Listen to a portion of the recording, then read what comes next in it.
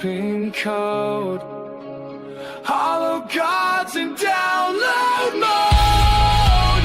I scream in static, breathe in rust, and all I built will turn to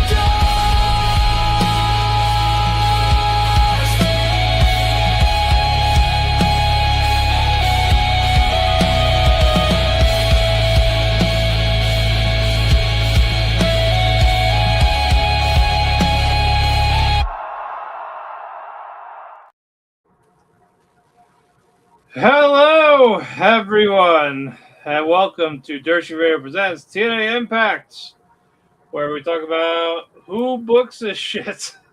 Where we talk about anything else aside from this week's Impact. Because fuck, that was bad. It is the Veni, Vidi, very boring. And that was the tame title that I threw out a whole bunch of shitty ones, but you went for the most politically correct. I was honestly waiting for you to give me a graphic. You can make a graphic. I didn't. I had thoughts. I just didn't have enough thoughts completely put together. No thoughts. It's okay.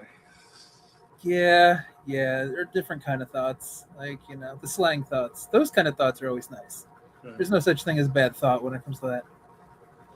Yeah, we weren't here last week because I was passing the fuck out and I was not going to make it upstairs to record. And sadly, you stayed awake for this shit.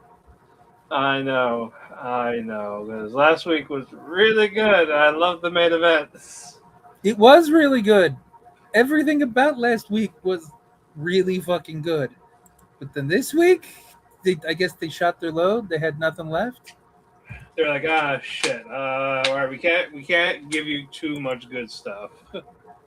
They gave us a whole month of like unprecedentedly really solid matches to close shows, and like even though it came randomly in the middle of the card, or just randomly for no reason, like between Rich and Santana, the 2 out of 3 falls match with Leon and Cedric, and then the system tag match, the system tag match with Moose, Leon, and that.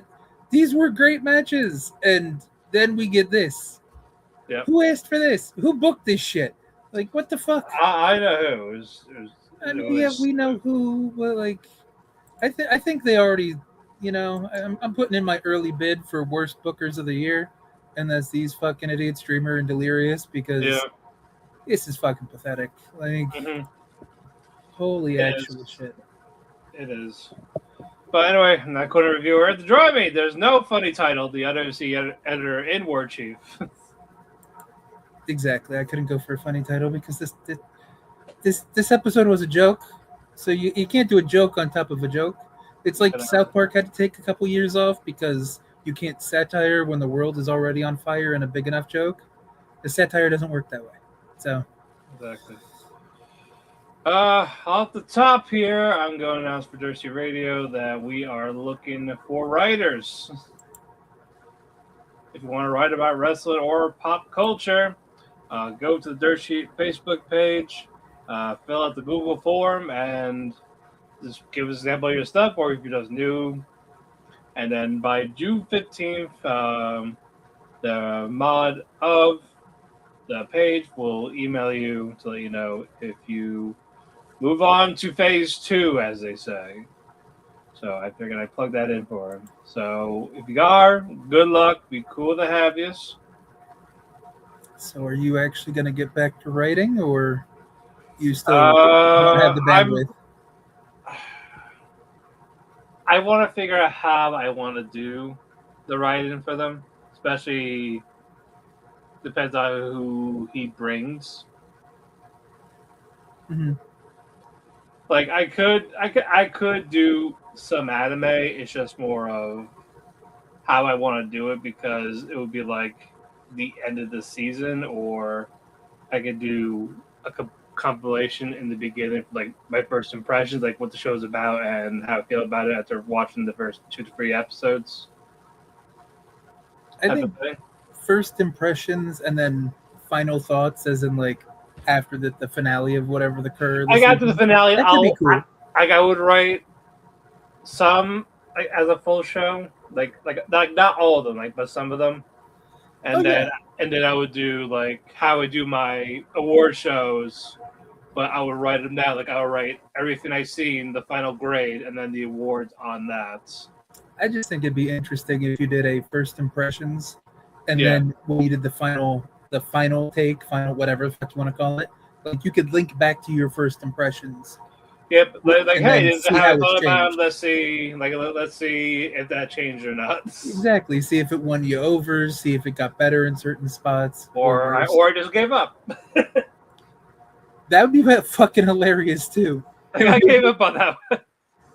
You know, whichever one you start on, and then you get to like the final episode, you're like, I didn't even watch this. I quit episode 5. Like this is shit. Like I don't know what the fuck happened. Exactly. Like I enjoyed Rooster Fighter because it's absurd. It's a fighting rooster that fights demons. That's all you need. I didn't need a plot in like halfway through. I just want a rooster just to fight these demons and fuck chickens. I suppose it's right there for you. You know, it's not that deep. Not everything has to be deep, so I'll give you that one. I was I just wanted something silly. I didn't need. I didn't be serious. That sounds like it fit the bill. Yeah. I mean, that's why I watched fucking Keijo years ago. Yeah, Because yes. I mean, honestly though, it was a typical sports anime, just stuck in ecchi. Yes. So it's like that was the weirdest thing watching it, where I'm just like, this is every shonen sports anime bullshit trope. They're just girls in bikinis and they hit each other with their boobs in their ass to knock each other in the water and win the bout. Like okay. Yeah, it was like, oh well, yeah. The of course the only time Japan focuses on the ass. I mean, they don't have much experience with it. You've seen Asian. I know it's always a test with them. It's always a test. It's because that's what they have. You work with what you have. Like, well, maybe some people like me who prefer the thighs and the booty. I need some of that too. Asian girls don't do a lot of squats. We watch Joshi. We know that. Well, bitches better learn. All right, sweethearts. Then go teach them. Teach them a better gym routine. There you go. Be like, squats are your friend. Yes. But that's also why we DDP yoga. That's also why we appreciate Azumi. Yes. Azumi does some squats once in a while. She's our wonderful sailor communism. Our great empress. We failed her. We didn't give her a good show. Hey, we didn't fail her. Delirious and Dreamer failed her. Yeah. So she will not be making her presence. No. She would make everything too good. She does not grace this show. Yeah. Last show she would have, but not this one. Yeah. She'd be in the screen the whole time. Will we be able to focus? Like I feel like that'd no. We would. That'd be problematic for us. It would be very problematic. It's kind of like Hudski's match on AEW. That is probably the first AEW thing I've retweeted on Twitter, just because Husky herself tweeted it, and I'm like, well, I like her, so yes. She's good. She's like a good wrestler, and she's cute, so that helps. Yeah. I might check out her match. We'll see. I was thinking the same thing. Like I don't have to watch the whole show. I can just find it. Yeah, I'm just gonna cherry pick as well, because because I'm gonna be watching. I'm probably gonna be watching the Triple A show. So same.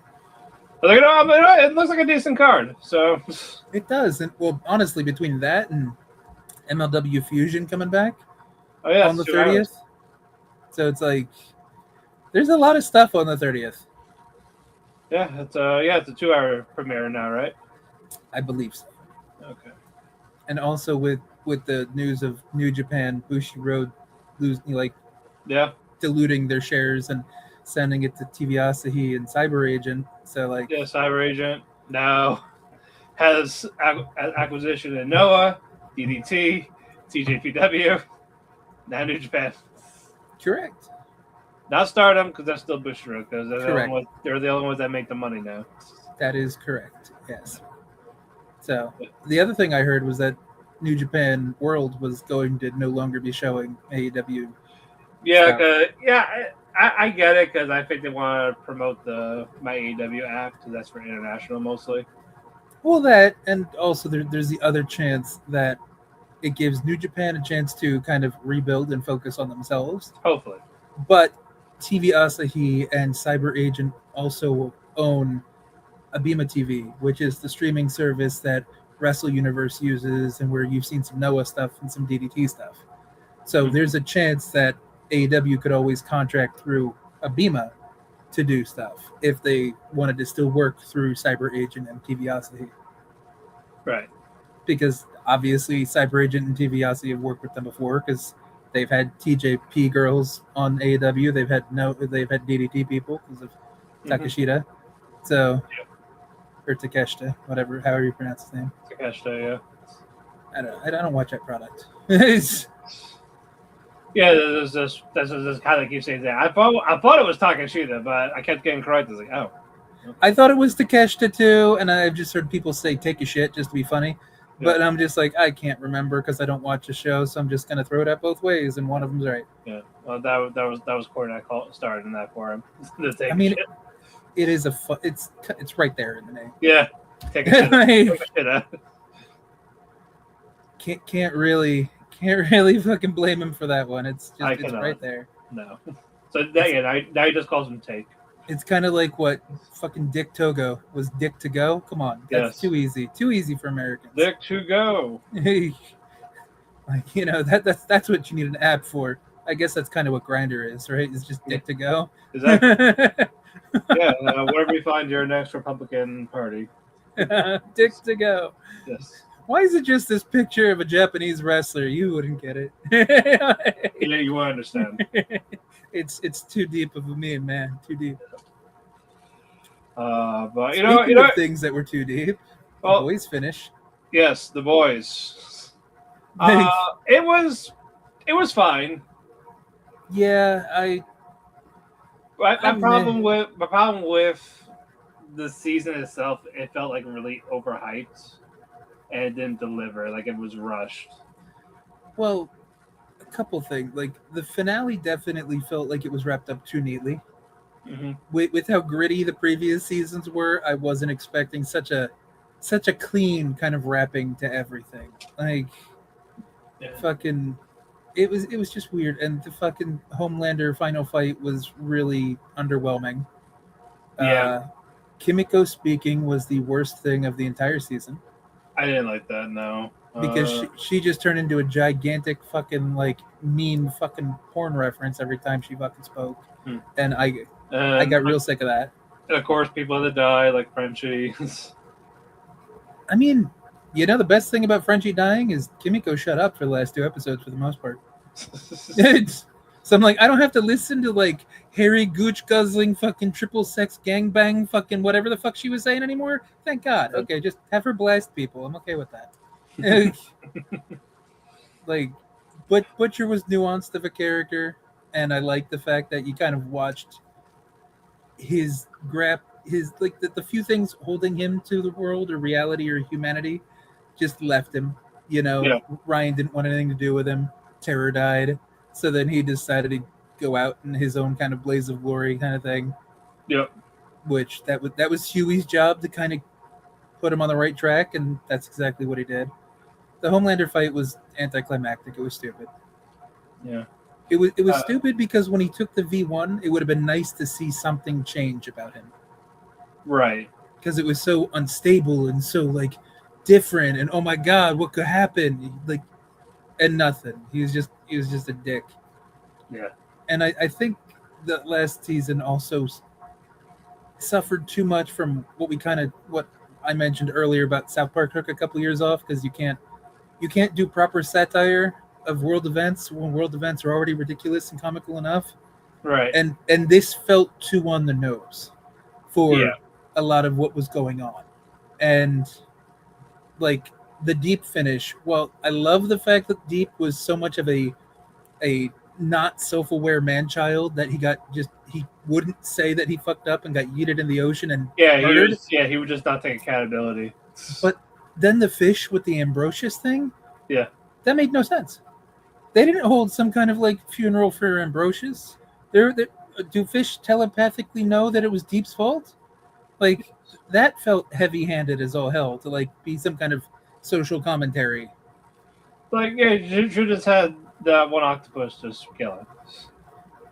Oh yeah, and what did a minnow like sneak in, see it, and then tell everybody else in the fucking ocean? Probably. Like, what? But the point is, there was no showing this. Right. I think that's honestly what the biggest problem with season 5 was, is it was a lot of telling and not a lot of showing. So we didn't get to see how some of this shit came down. And then fucking Ashley's power, it was this big mystery where she like made it seem like she was mutating into something crazy at the end of season 4. Yeah. And then it's just a face on the back of her head that gives another fucking psychic ability. Who fucking cares? I can see the future. Like, even Homelander had like 20 of them in the fucking buildings just to make sure he could read everybody's thoughts. It's the most overused moron fucking power. Who gives a shit? Like, holy crap. Hey, it was fine. It was disappointing. I'm obviously not mad like certain aspects of Twitter are for different reasons. But it wasn't a great finish. It was very unsatisfying.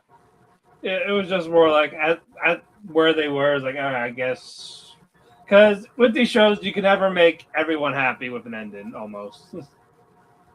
But they really didn't do well. And then the Gen V characters felt like they were just shoehorned in. They did nothing. They showed up for a conversation. Who cares about them? Just bring back Marathon Man. Get the Supernatural cast back. Just get them. That was a great line, though. Yes. The whole like only I can fuck my son. That came out wrong. Okay. I should probably talk to Dad. Yeah. Homelander's interactions with Soldier Boy were actually really good. Soldier Boy I did like. Because that scene when Homelander wakes up and he's like, "What happened?" It looked like a son literally talking to his father because his face was down and he was kind of shy and confused. And then when Soldier Boy calls him out at the 7 Tower, when he's just like, you know, you always get pissy and take it out on everybody else when something's up your ass. So what the fuck is bugging you? Like, and then it's just like he had that moment, like, oh, someone kind of notices. Like it was like, oh, like someone's actually called me out on it. Yeah, and it was their interaction was kind of cute, as weird as that is to use a word to say. Yeah. And I also don't feel like Soldier Boy deserves the hatred he gets from a lot of people on Twitter. No. Because was he bigoted? Yes. Did he have his own opinions? Yes. But he was from the 50s. So like that was like the norm almost. I'm almost gonna say he was also like, you know, cryogenically frozen. And I'm also gonna throw it out there that I don't even think he was that racist when it comes down to it. Because people like to call him a racist. How many times do we see he mentioned Bill Cosby was America's dad? Yeah, then he had that whole comment about then he had that whole comment about like the last time he let a black woman boss him around was Nell Carter with what handcuffs and lube or some shit like that. Like, so I think they're equating him killing MM's family to making him racist. Right. But I don't think he was. That was just what the job was. And he was an asshole. He's a piece of shit. But like there's a difference between being overtly a racist and just bigoted and just being bigoted and not having a conscience to kill, you know, like care at the time because you were told what to do, so you just did what the fuck you were told. Exactly. So I think Soldier Boy was a better character than people give him credit for. Yeah, I think him I liked the most in this season, and I think he's gonna have a spinoff. Yeah, Vault Rising is gonna have all the original soups. So Stormfront's back, Soldier Boy, Bombsight, and Torpedo, and something Angel, Nurse Angel, or the blonde one with like the obvious like nurse outfit. Okay. Yeah. Private Angel, maybe that was her name. I forget exactly. Yeah, that one I will watch. Yeah, that looks interesting. I didn't mind Gen V either. Gen V I thought was decent. Yeah, Gen V was just okay. Yeah, but I feel like that just suffered from the same thing that the last season of The Boys did, where it got a little too heavy-handed with the social commentary, and it kind of lost the plot on the story. Mm-hmm. So we'll see. A Train was kind of cool in like the episode or two he was in for season 5. Yeah, I like how A Train kind of came to terms with things. yeah, like, and of course it's when he dies. I mean, well, he put himself in that position because he kind of just came to terms with it. You know what I mean? Right? No, I can't be mad at him for that now. Mm-hmm. Yeah. Well, speaking of everyone, if you're into horror, go watch Obsession. That was a lot of fun. Crazy yandere shit.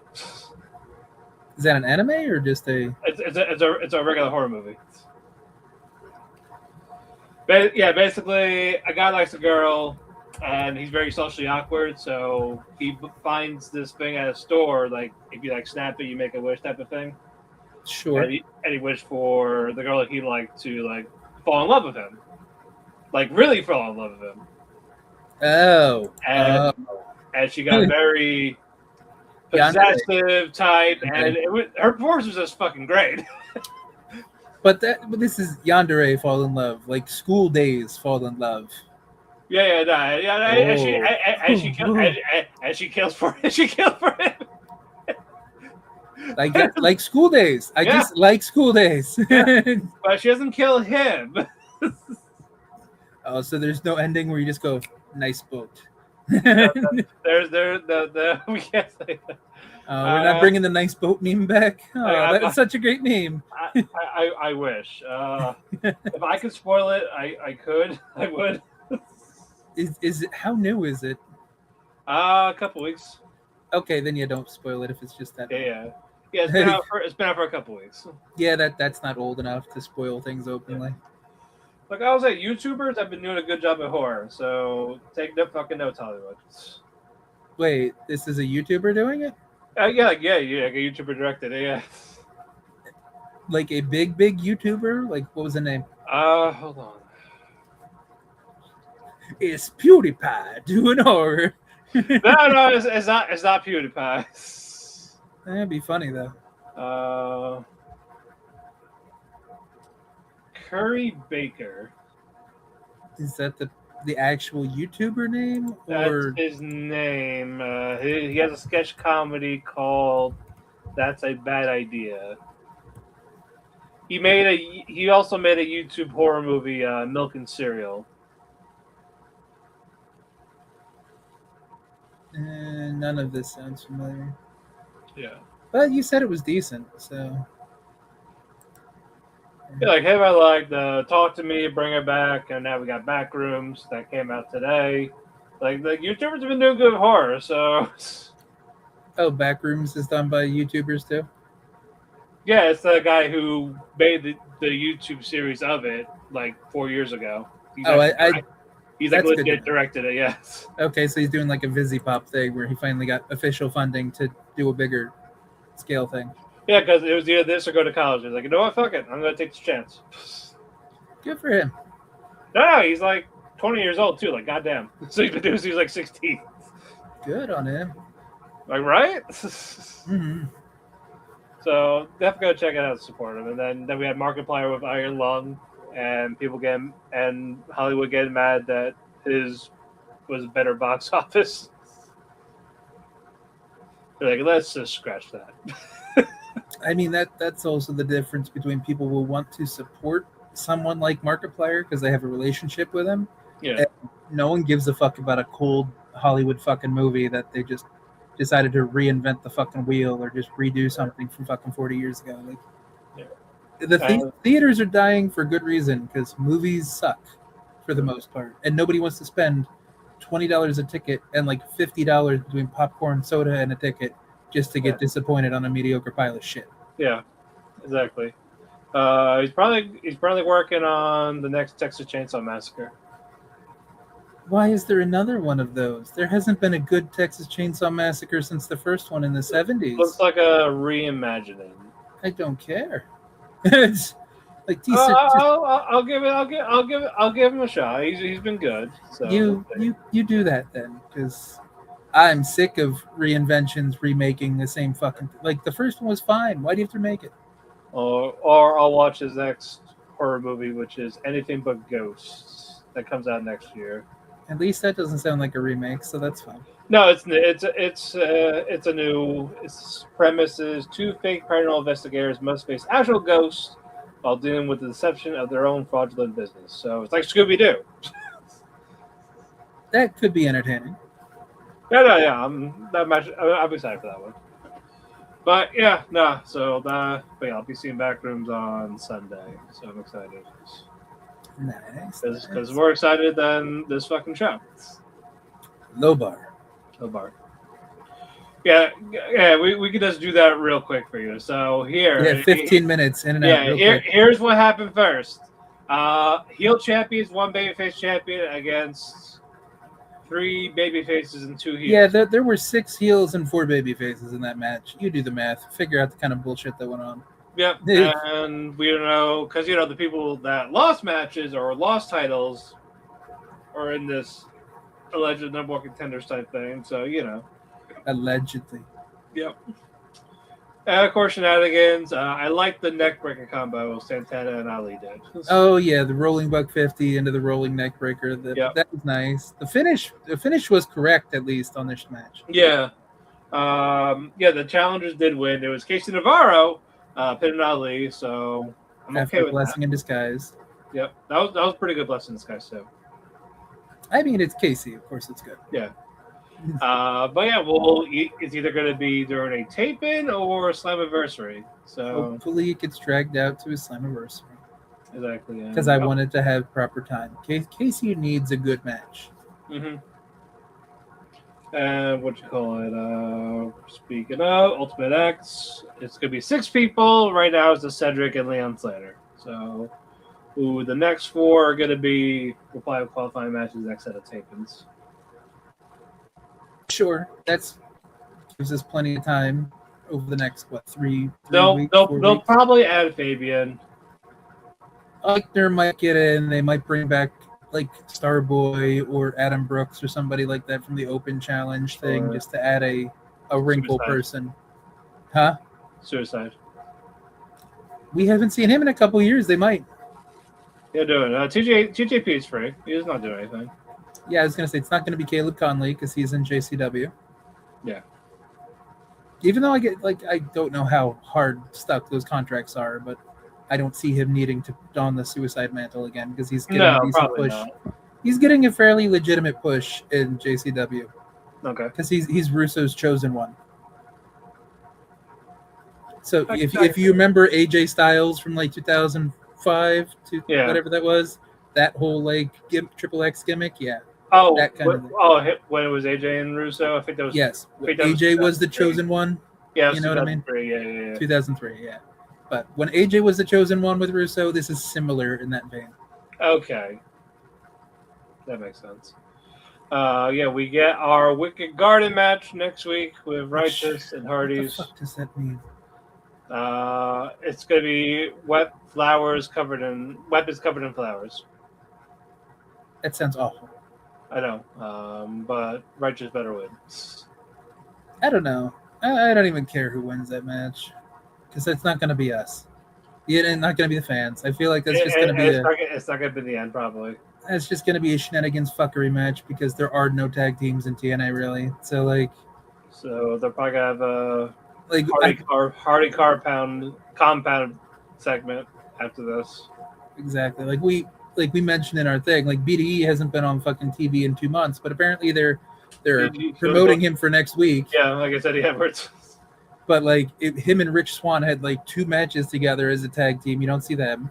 Sinner and Sane have been in fucking Mexico with fucking Dango, according to storyline from the last time we saw them. So who knows what that means? Right. What tag teams do we have? We haven't seen the Andersons aside from that one-off fucking thing with. Yeah, I don't think they signed. Rock and CW, but you know what I mean. What tag teams are in this fucking company? None. Exactly. So. I don't even know if the Righteous and the Hardys need to have a finish because we got nobody left. It'll have to be like a triple threat. It'll never be over. Yeah, it'll just end up being a triple threat between them or they just coexist again. Oh, that's it. one of each team is going to get taken out. So then they're going to do the Righteous Hardys fusion dance against the fucking system. It's going to be like That's it. Vinny Marseglia and Jeff Hardy have to do the fusion dance. Yeah. Exactly. Which, sadly, that might actually be an entertaining team up if Vinny and Jeff were a team on the same page. Right. All right. Next up was Tessa and Harley. That was like a competitive squash. Tessa won. Harley looked good, though, and I don't She just did mean look physically. Like, even though it's hard not to talk about her physically when her entire shtick is accentuating her figure. Right. Like, you know, she does the whole, like, lick her fingers, sizzle on her ass move. She, like, rubs her abs a lot. And she really makes it obvious that she's talking about her figure in all of her, like, taunts.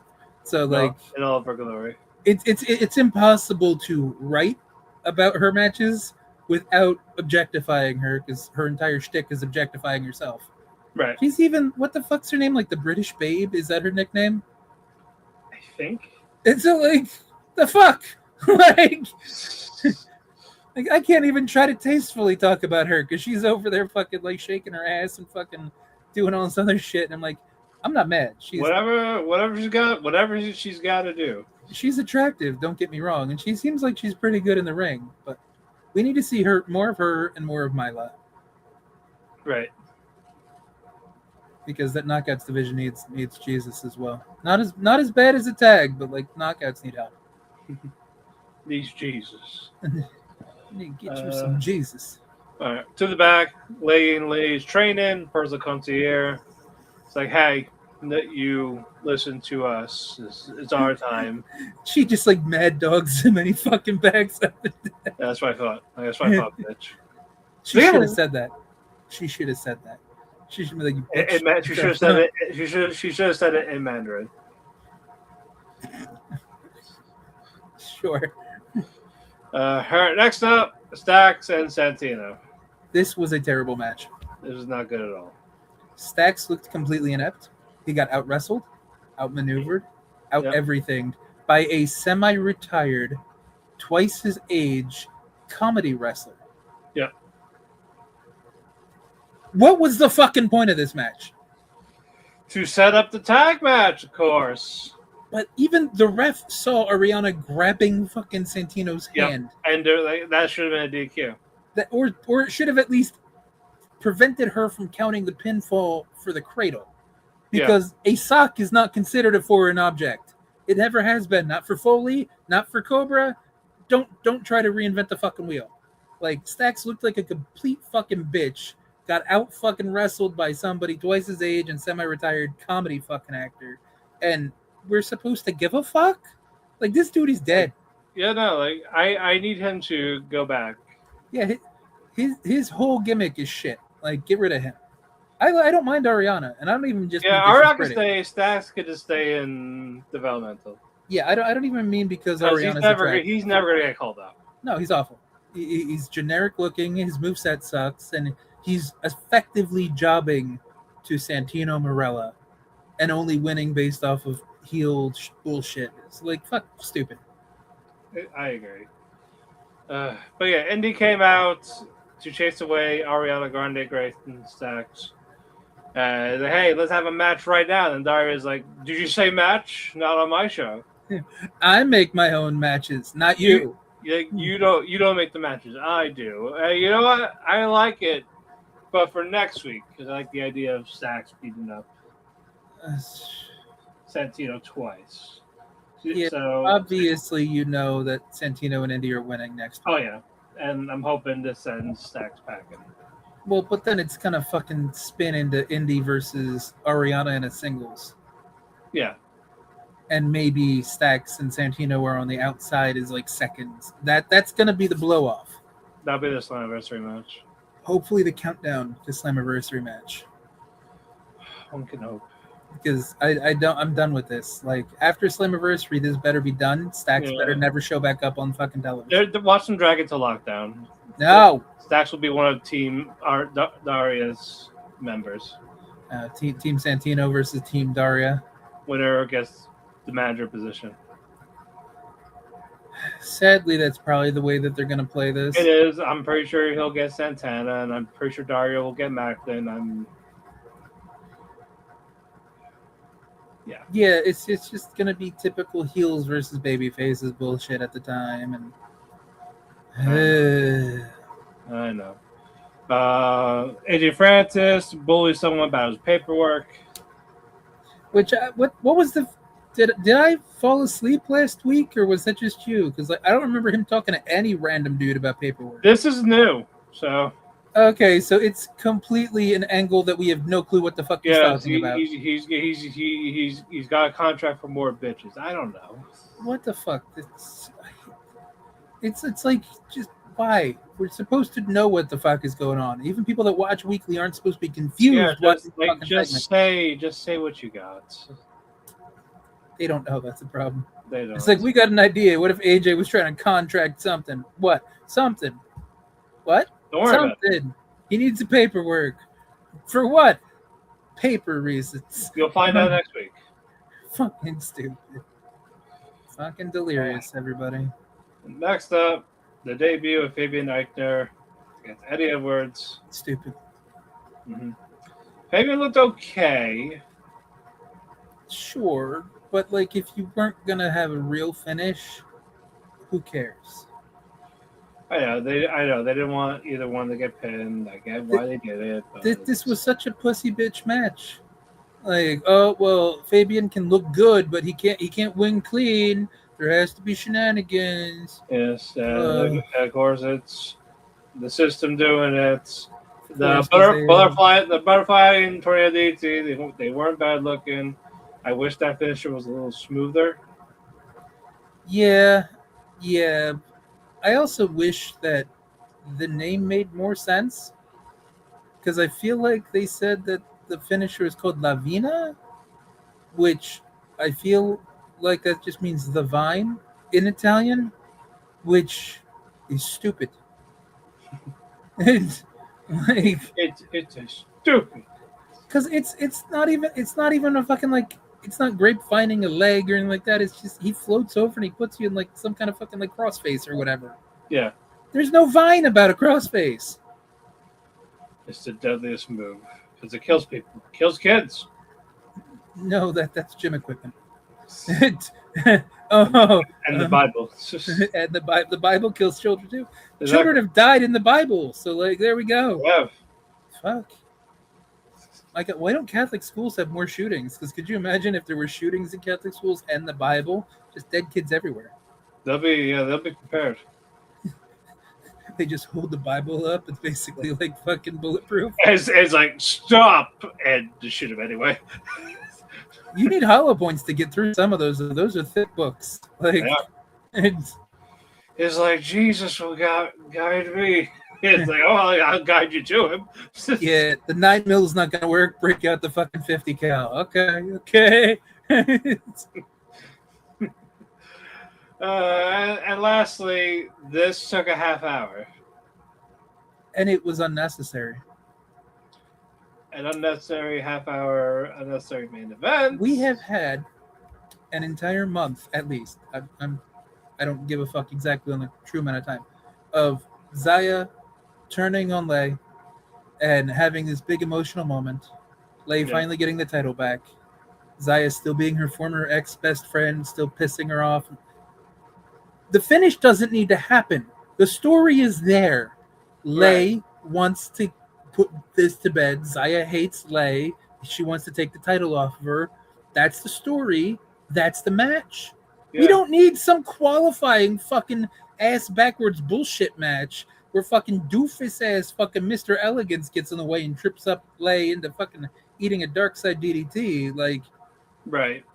This was the most unnecessary, redundant, conclusory fucking match I've ever fucking seen. And it was insulting to watch the whole thing. They should have added Rosemary instead of Mara and have her pin one of the tag champs to set up Rosemary and Ali. But they kind of did that last week when they did the whole fucking red rum on the fucking... I know, but they still could have, like, you know... This is the problem with the booking, though. The booking has Rosemary and Allie calling their shot, but neither of them were in this challenger match to possibly win. So you know they had to eat the fucking pin because we know who's taking the titles off of the Elegance fucking idiots. This is dumb. This is poorly booked. It's telegraphed and it's unnecessary. Like you had the Zaya and the Lay story anyway. Why do you need a qualifying challenger pinfall thing? You don't, and it's like learn how to tell a fucking story. Yeah. Like, yeah. Dreamer and Delirious, you need to get fired from wrestling. I just kind of wish you did in 2001. We should have finished the story. You know, that would have been nice in retrospect. Sadly, Dreamer still had a lot of good faith for everybody because people still loved him from ECW, and that's I know, but I could warn them from the future. We need a looper situation. No, go back in time. I would go to the top of Dreamer, like, hey, do not answer JR's call. Do not answer it. Yeah, don't do it. We don't need you. What? Do what you're doing. Do what you're doing. Yeah, whatever you decide to. You want it? You could save wrestling right now. Yeah, by not answering this phone, you will save wrestling. I don't know who would be the booker and the chance of Dreamer and Delirious not doing it. The whole butterfly effect is gonna be nuts. I'm just saying, but like anybody has to be better. Like fucking 10 monkeys fucking a football would be better than whatever fuck we're watching now. Like this is stupid. I agree. Just like I know there's been a cavalcade of negative TNA articles that different websites have written the last few days. I haven't read them all because I just think it's funny timing that when TNA is finally starting to do perceptively decent in the ratings and get like a decent contract with AMC to kind of return to relevance, then people want to shit on them when the product for the last 2 years was way easier to shit on and say there were problems with than what there is now. Is it gimmicky as hell now? Yes. But at least it's more watchable than it has been in the last couple of years. Mm-hmm. I agree. But like today was just bad. Holy fuck. Yeah. It's at the top of everybody's fucking list of what's wrong with TNA. The first number one better be Dreamer and Delirious with a fucking bullet. They'll say Carlos. I mean, he's a problem within himself because he's fucking. He's arrogant or narcissistic or self-absorbed because he has to be on fucking television. Like the fucking figurehead doesn't have to be on TV. No one gives a fuck who you are. You're some dweeb in a cuck chair. Like and you ain't special. Like stop with the hat.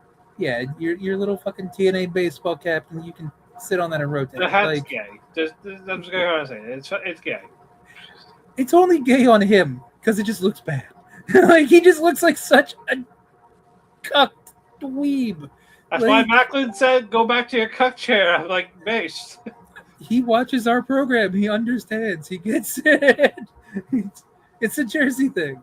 But fucking Christ, like Carlos is a waste of space. Dixie was a better on-screen talent than Carlos is. Yeah. There is no match in the night. Yeah, not really. There are no winners. Yeah, not really. I mean, we could give it to the opening match just because we're biased to Casey. Yeah. And I know you enjoy the new Zaya Dark Side, so. Yeah, well. We could just give out the like the honorary kind of things just for things we like. So like Casey and Brookside. But nothing was really good about this show. There's no winners at all in anything. I'm not even gonna give awards. Everybody loses. I lose for watching it. Good day, sir. You lost. Good day. You win nothing. But Yeah, that's it.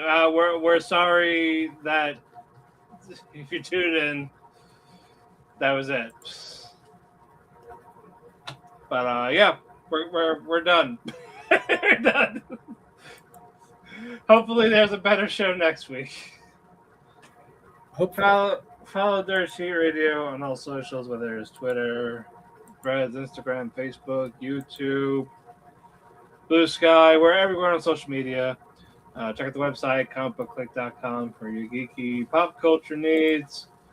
What you call it? We got the Dirt Sheet Radio Show Thursday mornings. We got the Major Issue Comic Book Podcast.